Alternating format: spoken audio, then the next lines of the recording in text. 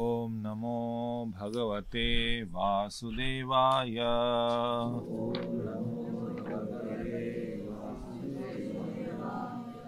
ओम नमो भगवते वासुदेवाय।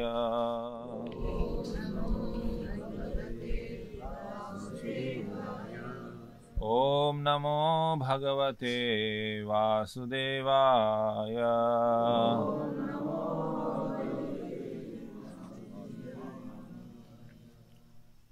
हरे कृष्ण। श्रीमद् भागवतम 4వ స్కందం 9వ అధ్యాయం శ్లోక సంఖ్య 66. ఇక్షోధవయసం తం చ వీక్షోధవయసం తం చ ప్రకృతీనాం చ సమ్మతం ప్రకృతీనాం చ సమ్మతం అనురక్త ప్రజం రాజా అనురక్త ప్రజం రాజా ధ్రువం చక్రే భువః పతిం ధ్రువం చక్రే భువః పతిం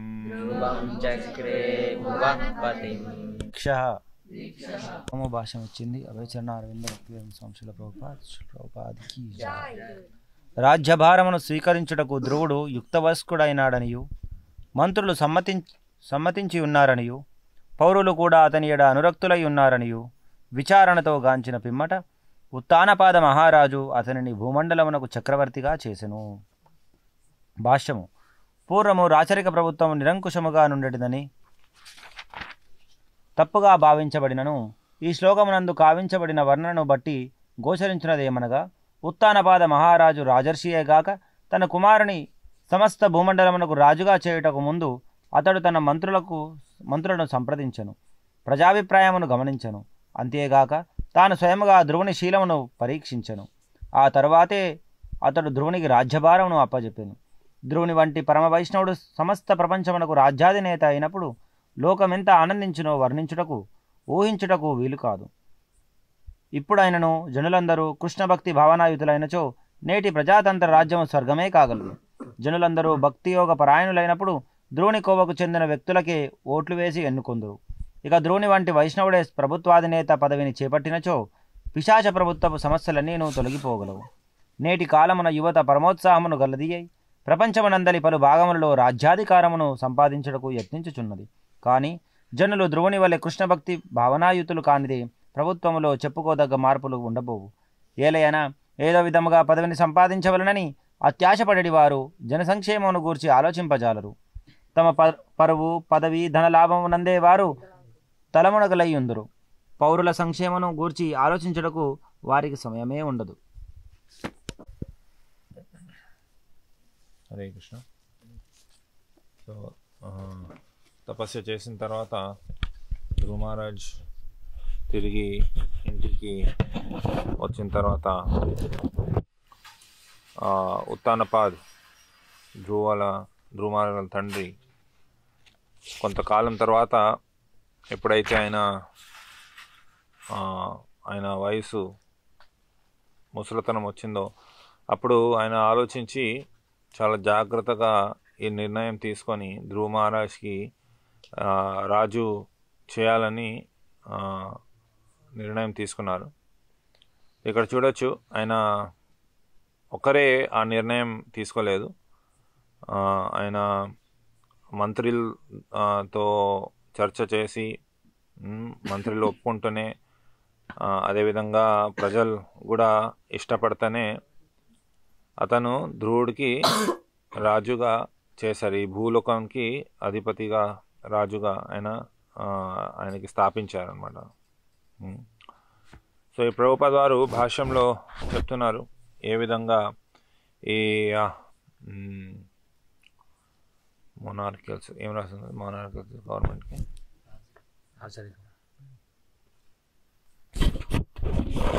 ఫస్ట్ సెంటెన్స్ అంటే ఈ రాజుల యొక్క ప్రభుత్వం జనాలు ఎలా అనుకుంటారంటే వాళ్ళు ఇష్టం ఉన్నట్టుగా వాళ్ళు చేసేవారు, వాళ్ళు ఇష్టం ఉన్నట్టుగా వాళ్ళు వాళ్ళ వంశం ఒక వారసుల్ని రాజుగా చేసేవారు అని నిరంకుశంగా ఉంది. కానీ ఇక్కడ మనం చూడగలుగుతున్నాం ఏ విధంగా చాలా జాగ్రత్తగా ప్రజల యొక్క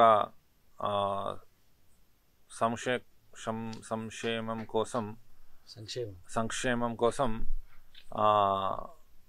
ఈ నెక్స్ట్ రాజుని వాళ్ళు స్థాపిస్తుండే. మనం రామాయణంలో కూడా చూడొచ్చు ఏ విధంగా ధృతరాష్ట్ర మహారాజ్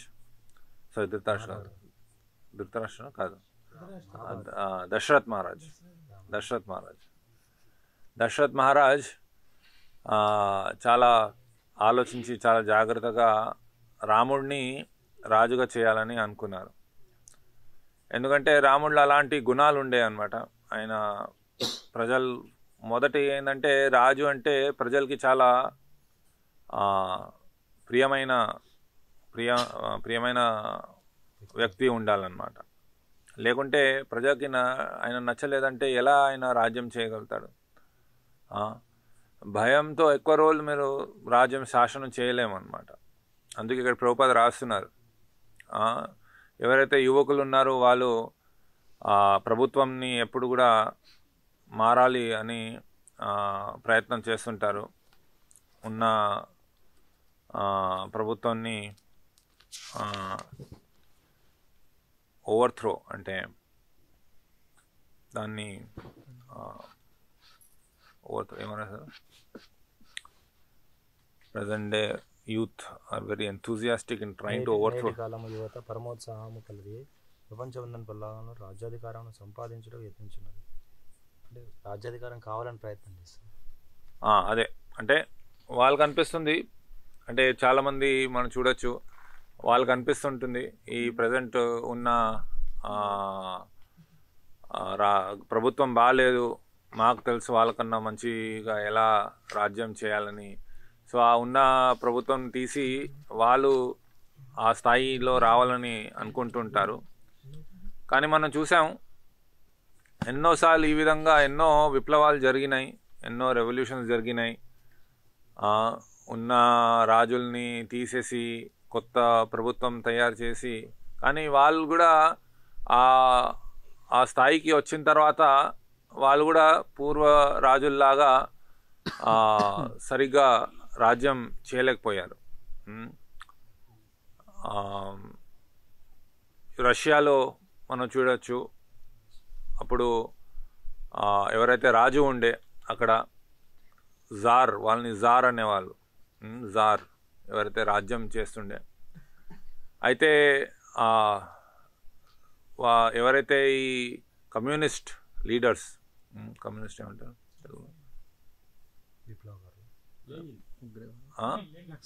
అదే Lenin, communist leader Lenin,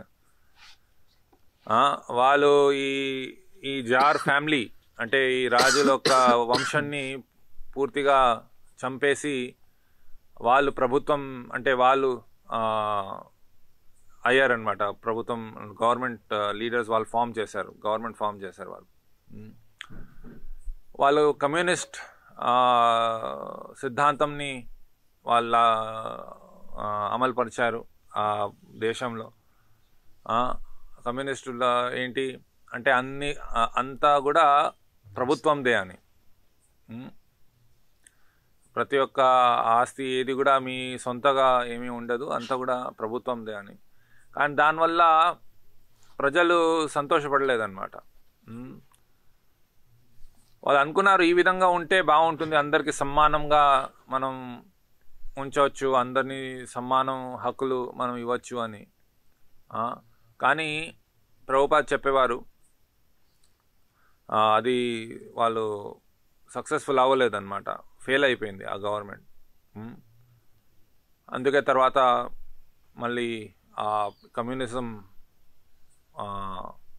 communist గవర్నమెంట్ని కూడా వాళ్ళు తీసేశారు. సో ఈ విధంగా ఎన్నో విప్లవాలు జరుగుతూ ఉంటాయి.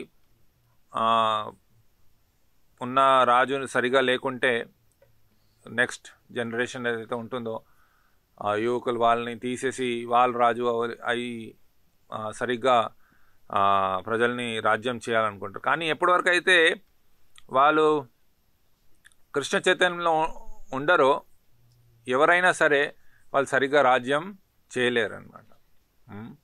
వాళ్ళు సరిగ్గా రాజ్యం చేయలేరు. ఎన్నోసార్లు ఈవెన్ కొన్ని సంవత్సరాలు అంటే కనీసం ఒక 20 సంవత్సరాలు అవ్వచ్చు. నేపాల్లో కూడా ఆ విధంగా జరిగింది. రాత్రి మొత్తం రాజవంశంని చంపేసి రాజు అవ్వడానికి ప్రయత్నం చేశాడు ఒకతను. ఆ విధంగా చైనాలో కూడా జరిగింది. ఆ విధంగా ఎన్నో జరుగుతూ ఉంటాయి. కానీ ఆ కొత్త రాజ్యం వచ్చిన తర్వాత కూడా జనాలు సుఖంగా ఉండరు.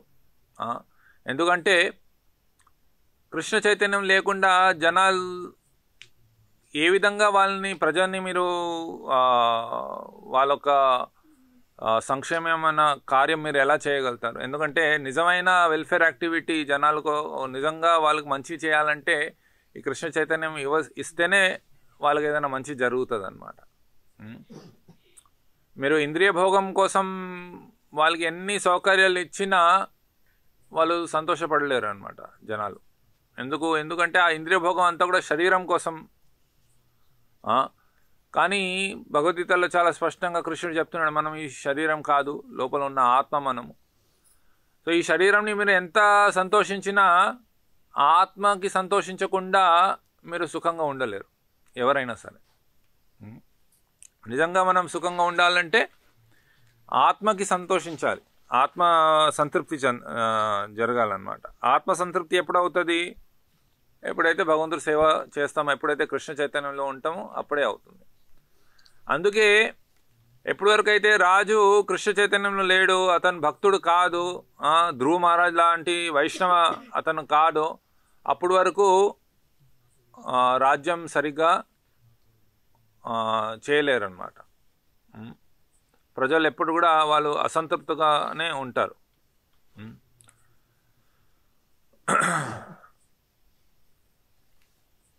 మనం చూడొచ్చు రామరాజ్య అని అంటుంటారు. ప్రభుపాద చెప్పేవారు జనాలు రామరాజ్యం కోసం కోరుకుంటూ ఉంటారు. ఎందుకంటే రామరాజ్యంలో మృత్యు, వృద్ధాపము, ఇవన్నీ లేకుండే అన్నమాట. అంటే అన్టైమ్లీ డెత్, అంటే అకాల మృత్యు లేకుండే, అనవసరమైన రోగాలు లేకుండే, జనాలు చాలా ప్రశాంతంగా జీవిస్తుండే. సో ప్రభుపాద అంటారు వాళ్ళకి రామరాజ్యం కావాలి, కానీ రాముడు లేకుండా రామరాజ్యం కావాలంటారు. అది ఎలా సంభవం అవుతుంది? రామరాజ్యం కావాలంటే రాముడు ఉంటేనే రామరాజ్యం అవుతుంది, అవునా కదా? రాముడు లేకుండా రామరాజ్యం ఎలా సంభవం అవుతుంది? సో అంటే జనాలు ఆ విధంగా కోరుకుంటున్నారు, ఏ ఇబ్బందులు లేకుండా, ఏం దుఃఖాలు కష్టాలు లేకుండా ఉండాలనేసి. కానీ భగవంతుడు కేంద్రికంగా ఉండకపోతే అది సాధ్యం కాదు. కేంద్రంలో భగవంతుడు ఉండాలి. అదే మన ఒక కృష్ణ చైతన్యం ఒక ఉద్యమం అంటే భగవంతుడికి కేంద్రంగా మన ఒక జీవితం కేంద్రం ఎవరు ఉండాలి? కృష్ణుడు ఉండాలన్నమాట. ఇప్పుడు వర్తమాన సమయంలో జనాల యొక్క జీవితం కేంద్రం ఏంటి? వాళ్ళ యొక్క ఇంద్రియ భోగం. సో ప్రభుత్వం కూడా అదే ఆలోచిస్తుంది, ఓకే జనాల్ని సంతృప్తి చేయాలంటే వాళ్ళకి ఇంద్రియ భోగం ఎక్కువ శాతం వాళ్ళకి ఇవ్వాలి. అందుకే ఇప్పుడు ఫ్రీ ఇంటర్నెట్, 5G టవర్, ప్రతి ఒక్క ఊర్లో టవర్ పెట్టడము, ఇవన్నీ చేస్తూ ఉన్నారు వాళ్ళు. సో వాళ్ళకి వాళ్ళ ఒక ఇంద్రియ భోగం పెంచితే వాళ్ళు సుఖంగా ఉంటారని అనుకుంటున్నారు. కానీ ఎంత ఎక్కువ ఇంద్రియ భోగం చేస్తే అంత ఎక్కువ అసంతృప్తిగా జనాలు ఉంటారన్నమాట. ఎందుకంటే ఇంద్రియాలు ఎలాంటి ఇంద్రియాలు? అగ్నిలాగా. అగ్నిలో మీరు ఎంత పెట్రోల్ వేసినా అది అంత ఎక్కువ కాలుతూనే ఉంటుంది, అవునా కదా? సో మన యొక్క భౌతిక కోరికలు కూడా అలాంటివే, మన ఇంద్రియాలు కూడా అలాంటివే. మీరు ఎంత ఈ ఇంద్రియాలకి మీరు ఎంత ఏమంటారు ఫీడ్ చేస్తే, ఎంత మీరు ఇంద్రియ భోగం చేస్తే అంత ఎక్కువ కోరికలు పెరుగుతూనే ఉంటాయి. దానికి అంతం ఏమీ ఉండదు అన్నమాట.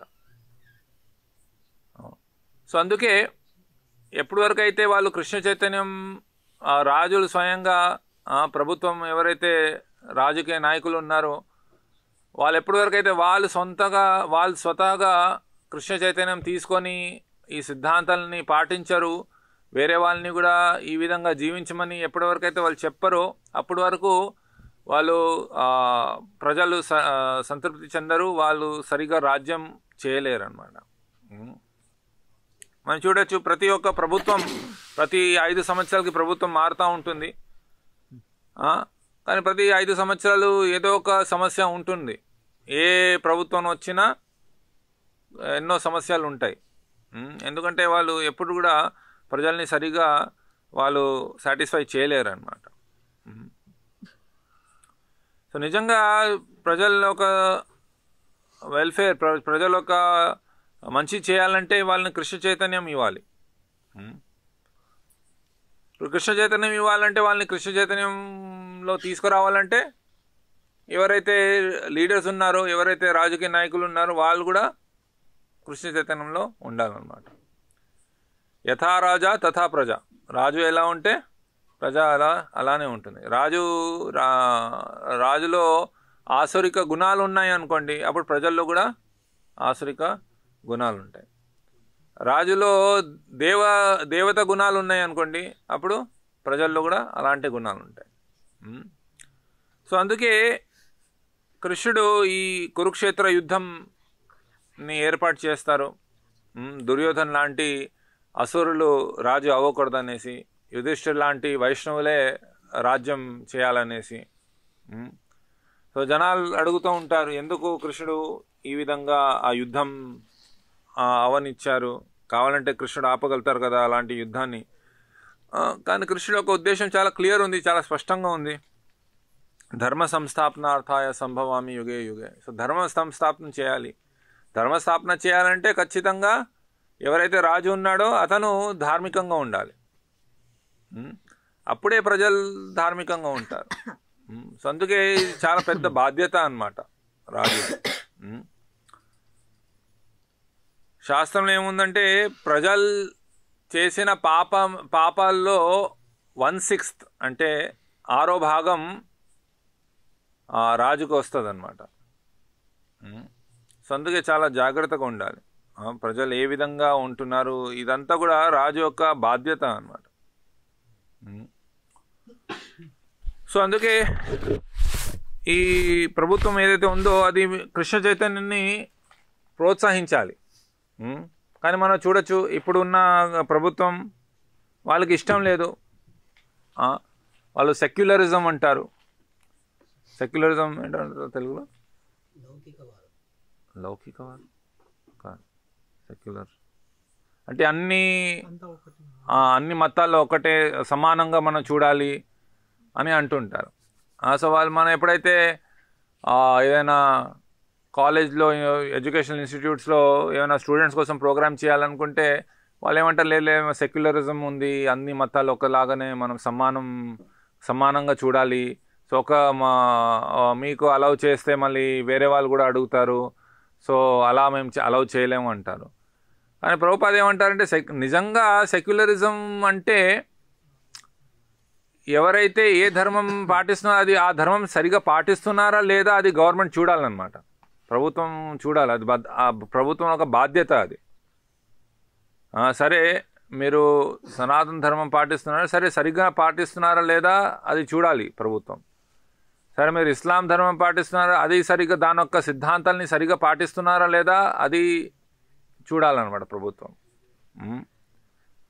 సో కానీ సెక్యులరిజం పేరులో వాళ్ళు మొత్తమే ఈ అసలు ధర్మంని ప్రచారం చేయకుండా చేస్తున్నారన్నమాట.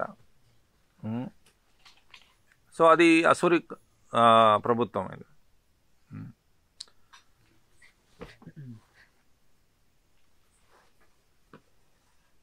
సో ఇక్కడ ఎప్పుడైతే ఉత్తానపాద్ చూశారు, ధ్రువ మహారాజ్ ఈ విధంగా చాలా మంచి ఆయనలో వైష్ణవ గుణాలు ఉన్నాయి, చాలా శుద్ధ భక్తుడైన, స్వయంగా భగవంతుడు ఒక దర్శనం ఆయనకు దొరికింది, ప్లస్ ప్రజలు కూడా ఆయనకి ఇష్టపడుతున్నారు, మంత్రులు కూడా ఆయనకి ఇష్టపడుతున్నారు. సో అందుకే ఆయన ధ్రువుడికి రాజుగా చేశారనమాట.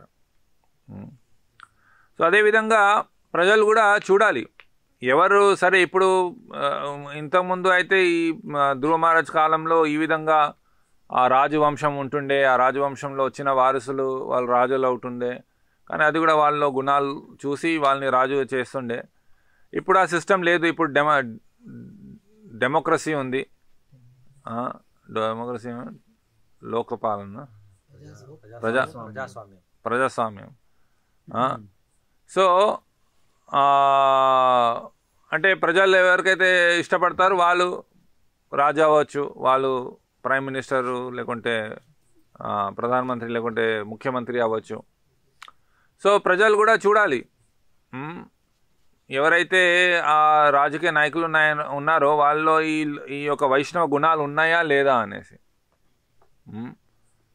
సో ఎవరిలో అయితే వైష్ణవ గుణాలు ఉన్నాయో వాళ్ళనే రాజుగా చేయడానికి, ప్రధానమంత్రి లేక ముఖ్యమంత్రి చేయడానికి వాళ్ళనే మనం ముఖ్యమంత్రి లేకుండా ప్రధానమంత్రి చేయాలన్నమాట. కానీ మనం చూస్తున్నాం ఈ రోజుల్లో అది అంటే ఎవరైతే ఈ ఎలక్షన్స్లో నించుంటున్నారో, ఎవరైతే ఈ రాజకీయ నాయకులు ఉన్నారో వాళ్ళలో ఇలాంటి గుణాలు లేవు, వైష్ణవ గుణాలు లేవు, వాళ్ళు ఆసురిక గుణాలు ఉన్నాయి. సో అందుకే ఎప్పటి వరకు అయితే వైష్ణవ నాయకులు రారు అప్పటి వరకు ఈ ప్రభుత్వం సరిగా నడవదన్నమాట. ఆసురిక గుణాల గురించి భగవద్గీతలో కృష్ణుడు చెప్తున్నారు చాలా స్పష్టంగా 16 అధ్యాయంలో. ముందైతే దైవ గుణాల గురించి చెప్తున్నారు.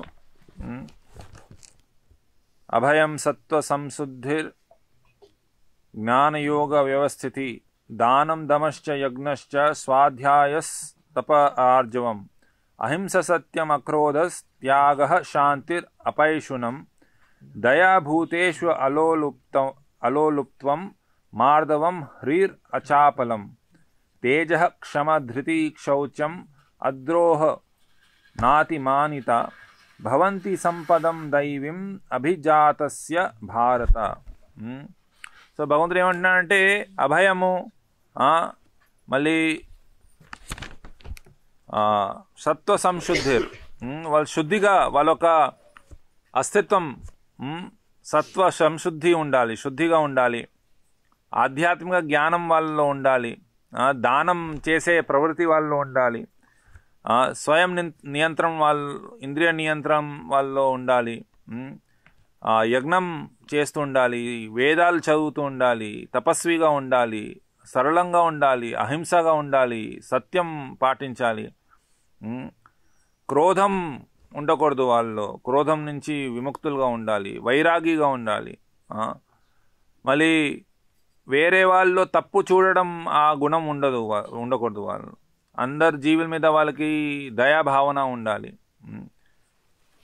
ఇంకా వేరే వాళ్ళ నుంచి ధనం లాక్కోవాలని అలాంటి ఒక గుణం ఉండకూడదు. చాలా సౌమ్యంగా ఉండాలి, చాలా ధీరత్వం వాళ్ళు ఉండాలి, మళ్ళీ క్షమాపణ గుణం ఉండాలి, శౌచ్యంగా ఉండాలి, ఈర్ష అనేది ఉండకూడదు వాళ్ళు, మళ్ళీ గౌరవం కోసం కోరిక అనేది ఉండకూడదు అన్నమాట. సో ఇవన్నీ కూడా దివ్యమైన గుణాలు అన్నమాట. ఎవరిలో అయితే ఈ దివ్యమైన గుణాలు ఉంటాయో అలాంటి వాళ్ళే సరిగైన నాయకులు అవ్వగలుగుతారు. సో ఎవరిలో ఇలాంటి దివ్యమైన గుణాలు ఉండొచ్చు? ఎవరైతే కృష్ణ చైతన్యంలో ఉన్నారు, ఎవరైతే భగవంతుడు నామం జపం చేస్తున్నారు, ఈ భగవద్గీత భాగవతం లాంటి శాస్త్రాలు చదువుతున్నారు, శుద్ధ భక్తుల ద్వారా వాళ్ళు శ్రవణం చేస్తున్నారు, ఎవరైతే ఈ ధార్మిక సిద్ధాంతాన్ని పాటిస్తున్నారో వాళ్ళలోనే ఈ గుణాలు ఉంటాయి అన్నమాట. లేకుంటే ఆసురిక గుణాలు ఏమేమి ఉన్నాయి కృష్ణుడు చెప్తున్నారు. దంభో దర్పోభిమానశ్చ క్రోధ పారుష్యం ఏవచ అజ్ఞానం చాభిజాతస్య పార్థ సంపదం ఆసురిం. దంభ అంటే చాలా అహంకారం, ఆరోగ్యం అంటే అంటారు. దర్ప ఆరోగెన్స్ అంటే చాలా ర్యాష్ అన్నమాట. క్రోధం, మోసం చేసే ప్రవృత్తి, వేరే వాళ్ళ మీద దయ లేకుండా, అజ్ఞానం. సో ఇవన్నీ కూడా ఆసురికమైన గుణాలు.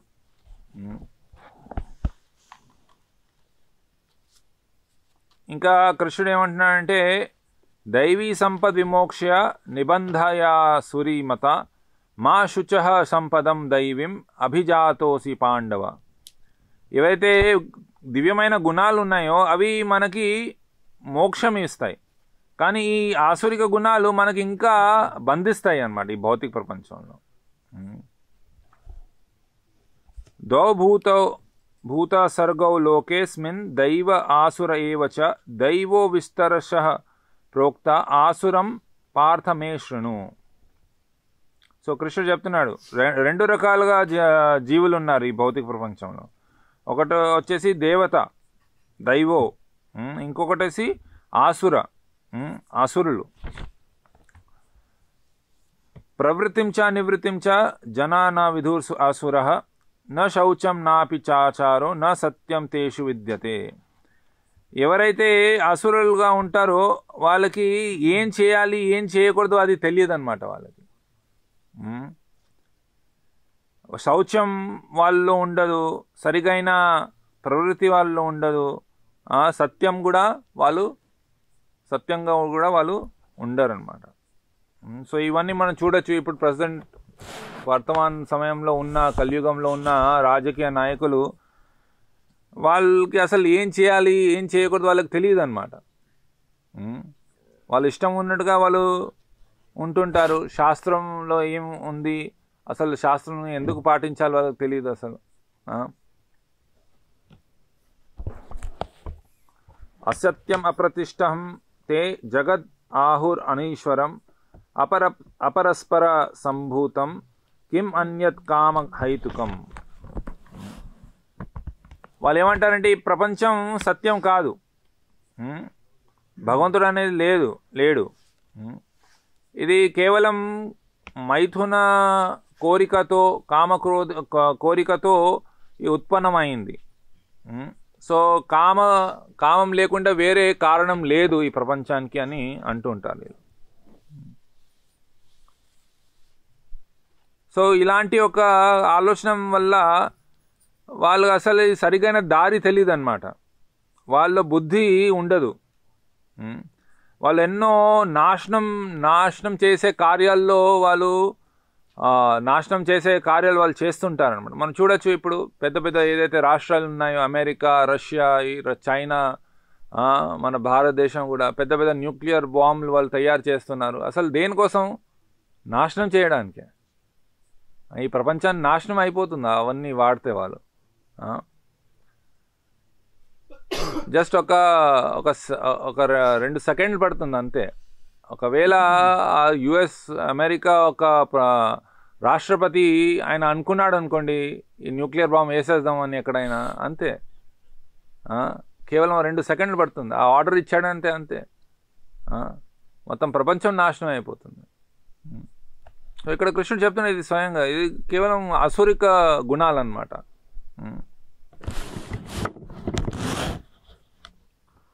కామమాశ్రిత్య దుష్పరం దంభమాన మందావితః మోహాద్ గృహీతవ సద్గ్రాహాన్ ప్రవర్తనే శుచివ్రతః. సో ఈ ఎప్పుడు కూడా సంతృప్తి అవని కామం అంటే ఎప్పుడు కూడా అది మనం దాన్ని సంతృప్తి చేయలేమన్నమాట. అలాంటి ఒక కామం ఒక ఆశ్రయం తీసుకొని వాళ్ళు ఎప్పుడు కూడా మోసము, ఇంకా అహంకారం, మిథ్య అహంకారం, పేరు, ప్రతిష్ట, ఒక ఆశ్రయం తీసుకొని ఈ విధంగా మోహంలో ఉన్న ఈ అసురులు వాళ్ళు ఎప్పుడు కూడా శుద్ధమైన పని చేయరన్నమాట. ఎప్పుడు కూడా అశుద్ధమైన పని చేస్తుంటారు. చింతం అప్రిమేయం చ ప్రళయాంతం ఉపాశ్రిత కామోపభోగ పరమ ఏతవద్ ఇతి నిశ్చితః ఆశపాశ శతైర్బద్ధః కామక్రోధ పరాయణః ఈహంతే కామభోగార్థం అన్యాయేనార్థ సంచయాన్. వాళ్ళు ఏమనుకుంటారంటే మన ఇంద్రియ భోగం చేయడమే ఈ మనుష్య సమాజం యొక్క ముఖ్యమైన లక్ష్యం, లేకుంటే అవసరం. అందుకే వాళ్ళ ఒక జీవితాంతం వరకు వాళ్ళ యొక్క ఏమంటారు ఈ కోరికలు, ఈ ఇంద్రియాలు సంతృప్తి చేయడానికి ఎన్నో ప్రయత్నాలు చేస్తుంటారు వాళ్ళు. ఈ యొక్క ఎన్నో లక్షలాది కోరికలు ఒక జాలంలో బంధించి వాళ్ళు ఈ యొక్క కామం ఇంకా క్రోధంలో పూర్తిగా మునిగి ఉండి ఏదో విధంగా ఇంద్రియ భోగం కోసం వాళ్ళు డబ్బులు సంపాదించడానికి ప్రయత్నం చేస్తుంటారు. అది సరిగైన మార్గం లేకుండా కూడా వాళ్ళ ఒక ఇంద్రియ భోగం కోసం ఏదైనా చేయడానికి వాళ్ళు సిద్ధంగా ఉంటారు.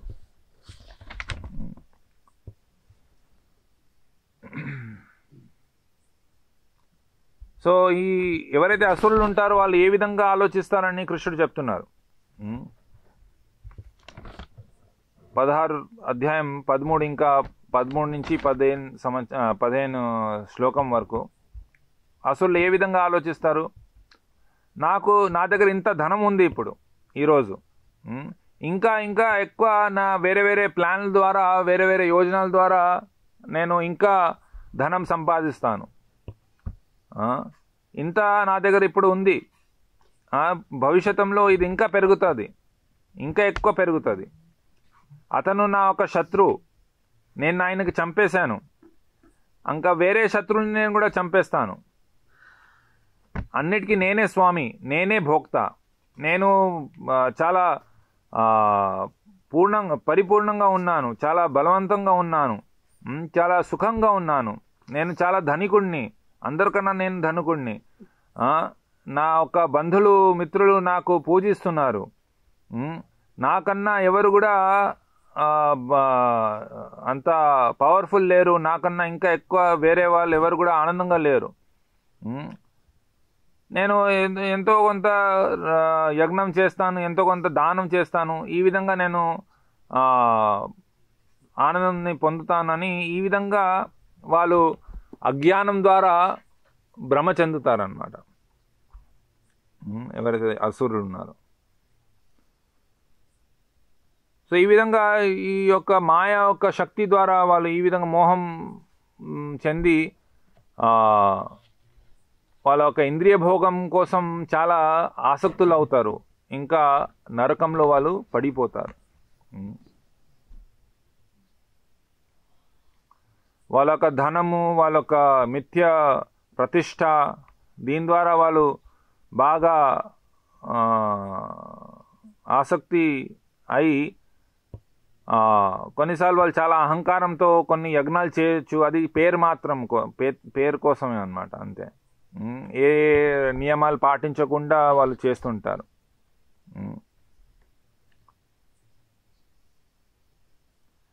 వాళ్ళ యొక్క మిథ్య అహంకారం, బలము, అహంకారం, ఇంకా కామము, క్రోధంతో వాళ్ళు బివిల్డర్ అంటే వాళ్ళు భ్రాంతి అయి వాళ్ళు భగవంతుడికి ఈర్ష్య చేస్తారనమాట. స్వయంగా భగవంతుడు వాళ్ళ ఒక శరీరంలోనే ఉంటున్నారు, వేరే వాళ్ళ శరీరంలో కూడా ఉంటున్నారు, కానీ వాళ్ళు భగవంతుడికి ఈర్ష్య చేసి భగవంతుడిని నింద చేస్తారనమాట.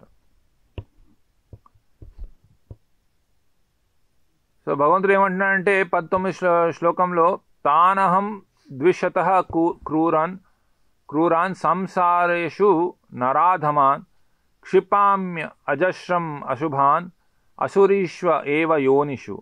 ఎవరైతే ఈ విధంగా ఈర్ష్యలు ఉన్నారో, ఈర్ష్యగా ఉన్నారో, ఎవరైతే నరాధములు ఉన్నారో వాళ్ళని నేను ఈ యొక్క భౌతిక ప్రపంచంలో, భౌతిక ప్రపంచం సముద్రంలో వాళ్ళకి ఆసురికమైన యోనిల్లో వాళ్ళని పంపిస్తానని కృష్ణుడు చెప్తున్నాడు అన్నమాట. ఆసురిం యోనిం ఆపన్న మూఢ జన్మని జన్మని మాం అప్రాప్యైవ కౌంతేయ తతో యాంత్య అధమాం గతిం.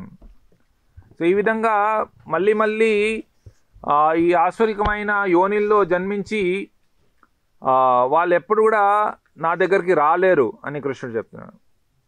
ఈ విధంగా చాలా ఘోరమైన, చాలా నీచమైన పరిస్థితిలో వాళ్ళు వెళ్ళిపోతారు.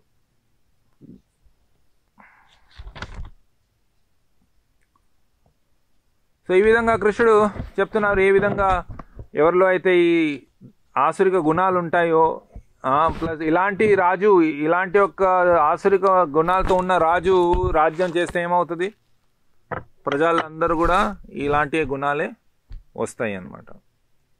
సో అందుకే ఈ కృష్ణ చైతన్యం ఉద్యమం ఎక్కువ మనం ప్రచారం చేయడానికి ప్రయత్నం చేయాలి. దాని ద్వారా కనీసం కొందరు వాళ్ళలో ఇలాంటి దైవ గుణాలు వాళ్ళలో వస్తే, వాళ్ళలో ఎవరో ఒకరు సరిగైన రాజుగా అవుతే అప్పుడు మిగతా ప్రజలు కూడా సంతోషంగా ఆనందంతో ఉండొచ్చు కృష్ణ చైతన్యంలో. లేకుంటే లాభం లేదన్నమాట. ఎన్ని విప్లవాలు జరిగినా, ఎన్ని గొడవలు జరిగినా, ఎన్ని యుద్ధాలు జరిగినా అది సాధ్యం కాదు. ఎప్పుడు కూడా జనాలు ఈ భౌతిక ప్రపంచంలో సుఖంగా ఉండలేరు అన్నమాట. సో అందుకే అంటే ఒక్కసారే మాస్ స్కేల్గా, అంటే పెద్ద స్థాయిలో మనం ఈ యొక్క మార్పు తీసుకురాలేమేమో, కానీ ఒక్కరొక్కరిని భక్తులుగా చేసి వాళ్ళలో ఉన్న ఈ అసుర గుణాలు తగ్గించి దైవ గుణాలని పెంచి ఆ విధంగా చేస్తుంటే మెల్లమెల్లగా సమాజం మారుతుంది. అందుకే ప్రభుపాద ఒక పుస్తకాలు వితరణం చేయడం చాలా చాలా ముఖ్యం. ఇలాంటి యొక్క వర్ణాశ్రమ సముదాయాలు ఏర్పాటు చేయడం చాలా చాలా ముఖ్యం. మనం ఎవరైతే భక్తులు, భగవంతుడు యొక్క కృప వల్ల, ప్రభుపాద గురుమహారాజ్ యొక్క కృప వల్ల ఎవరైతే భక్తులు అయ్యారో వాళ్ళు ఇంకా గంభీరం అవ్వాలి. వాళ్ళ యొక్క సాధనలో, వాళ్ళ యొక్క జీవితంలో ఈ అసుర గుణాలు తగ్గియడానికి ప్రయత్నం చేయాలి. సో ఎలా మనం తగ్గగలుగుతాం? ఇవన్నీ మన యొక్క సాధన ద్వారా శుద్ధీకరణం చేయాలి. ఈ అనర్థాలు ఉన్నాయి, కామం, క్రోధం, లోభ, మోహం, మత్సర్య, ఇవన్నీ ఎలా పోతాయి? నష్టప్రాయశ భద్రేషు నిత్యం భాగవత సేవ ద్వారా, హరినామం ద్వారా, చేతోదర్పణ మార్జనం, మన ఒక ఈ చైతన్యంని మార్జనం చేయాలి. మార్జనం అంటే మనం శుభ్రం చేయాలి. ఎలా చేస్తాం? హరినామం ద్వారా. సో అప్పుడే మనలో ఈ అసుర గుణాలు తగ్గుతాయి.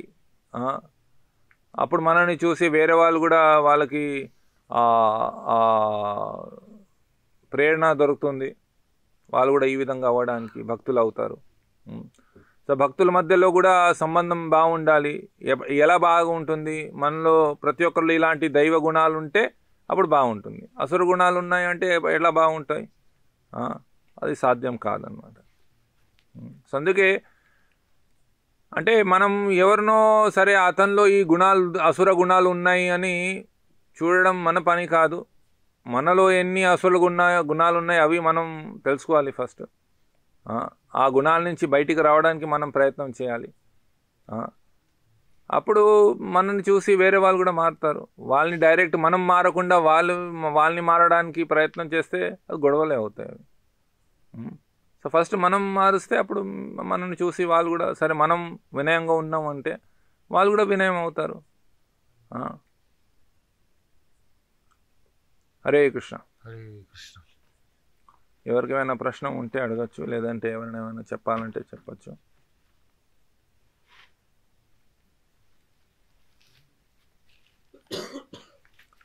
శ్రీమద్ భాగవతం की जय, ध्रुव महाराज की जय, श्री प्रभुपाद की जय.